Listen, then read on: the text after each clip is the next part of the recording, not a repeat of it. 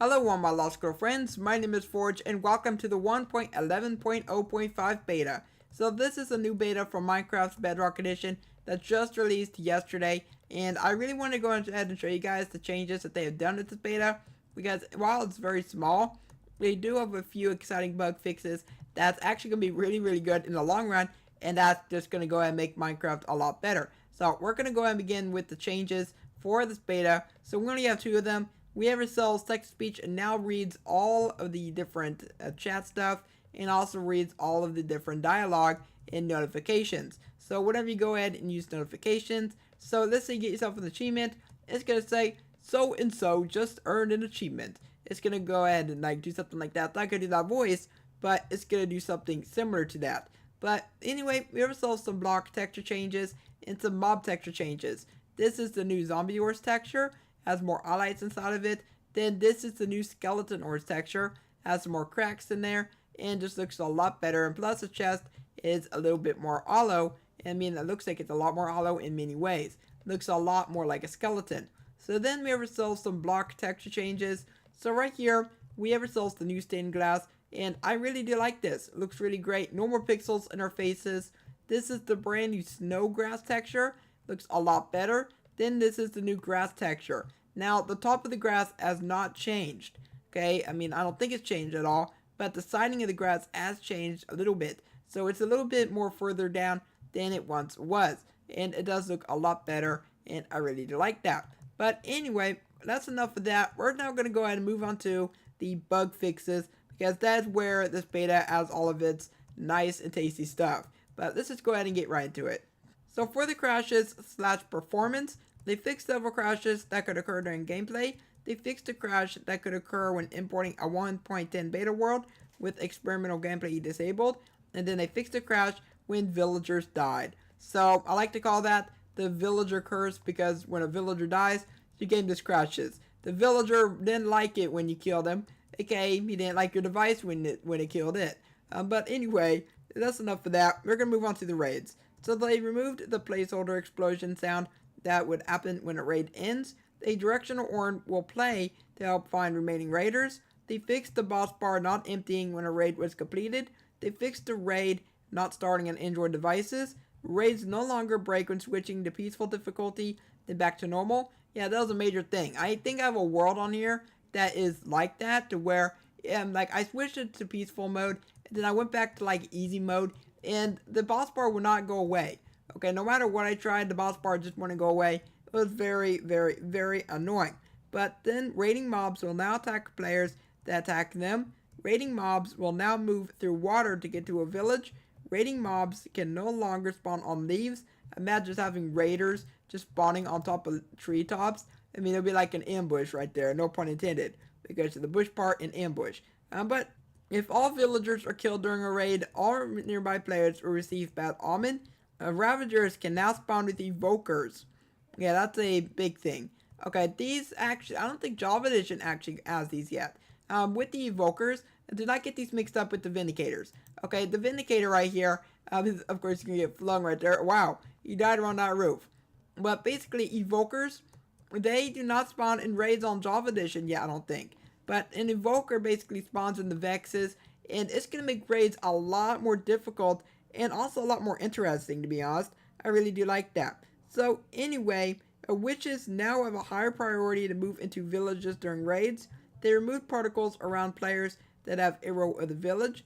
They improve spawn locations of mobs during raids. And then that's pretty much it for the raid bug fixes. Now in the general section, the text-to-speech audio prompts no longer overlap one another. Now that was a very terrifying bug in the previous beta, because I enabled that, and then you would just hear like a million voices like playing like at the same time. It actually was fairly scary. And then we have ourselves some text-to-speech stuff now properly reads controller bindings. So text-to-speech, you can now go ahead and read bindings, and look at this weird floating dirt structure. I've never seen that before. That's actually very cool actually. But anyway, we're gonna move on to world generation. So fences generated in water in villages are now surrounded with water. Trees will no longer spawn one block above the ground in village animal pens. Mob bug fixes. They fixed sleepwalking villagers. I've never seen a sleepwalking villager before, but okay. mobs can now path their way through waterlogged blocks like seagrass, where the skeletons and guardians once again spawn in the world. So that was actually a very good bug fix. They updated supply values for various villager trades. Wandering traders no longer change their offers when exiting and re-entering a world. Iron golems that spawn in the village will now retaliate against attacking players. So it means that they're now gonna become your not so good best friend. Okay, if you don't attack them, then it's fine. But if I go ahead and switch my game mode to maybe game mode S, I'm gonna go and show you guys this very quickly. So game mode S, this guy, this iron golem, he spawned within the village, and if I go and punch him, he's gonna go ahead and become angry, and this one action I'll becoming angry. So this one's my best friend. But in other cases, they will actually retaliate against you. So let's go back to game mode C, and let's continue on. So they improved the Ravager pathfinding, and villagers now take breaks every once in a while. And the pillagers no longer float in mid-air after killing a Ravager with a riding pillager. So that's a very good bug fix right there. So then we have ourselves a few blocks, and why did it look like there was a villager angry over here? It looked like there was like a villager becoming all angry. I mean, I have no idea what's going on. But you know what? Let's just go ahead and take a look at the block bug fixes. XP can now be stored for auto smelters when using a blast furnace or smoker. That's going to be a good thing for many players who may want to get like easy XP. TNT once again launches away from an explosion. They added a placeholder sound for villagers interacting with a fletching table. So I don't even know what that sound is going to be. I'm going to have to like experiment with that one. So then happy villager particles now appear over a job site block when it is claimed by a villager, or angry particles when a villager cannot reach the block. Okay, so that's what we saw. We saw the angry particles by the job site. Okay, I was wondering about that. So next up, we have ourselves some item bug fixes. So maps once again show underwater terrain differences. The user interface bug fixes. The output slot of the cartography table will no longer overlap the text field with Pocket UI on Android devices. Selecting a trade on the left side of the trading screen with a controller will now complete a trade. The outline of the saddle item on the Ores inventory screen now matches the new saddle texture. Then they also fixed the lack of controller tooltips when interacting with the lectern. The loom screen now displays banners properly when using HD texture packs. So it's going to be like the patterns right there. They also fixed overlapping boss bars when using touch devices. And in the final two bug fixes, trades no longer auto-populate the trade input slot. In villager trades that are locked no longer appear until the villager levels up.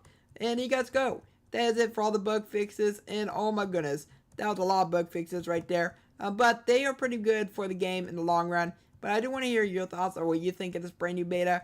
And are you excited for 1.14 on Java Edition, and as well as the 1.11 update from Minecraft Bedrock Edition? And if you guys enjoyed this video, then also let me know by leaving a like on it and subscribe for more videos in the future. And for now, hope you have a logical day, and I will catch you next time.